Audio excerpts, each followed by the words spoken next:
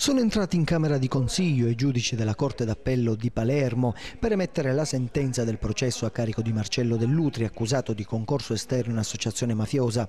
Il verdetto potrebbe essere emesso tra questa sera e domani mattina. Il PG Luigi Patronaggio, alla fine della requisitoria, aveva chiesto la condanna a 7 anni di carcere per l'ex senatore, presente questa mattina in aula. Sono tranquillo, ma certo sono anche un po' in fibrillazione, ha detto l'ex senatore PDL. Nella sua replica davanti alla Corte d'Assise di Palermo, Patronaggio ha invitato i giudici ad escludere l'applicazione della prescrizione. Sarebbe, ha detto il PG, una sconfitta della giustizia, l'ennesimo buco nero della storia della Repubblica. I cittadini hanno bisogno di certezze, vogliono sapere se Dell'Utri è stato un mediatore o una vittima della giustizia malata.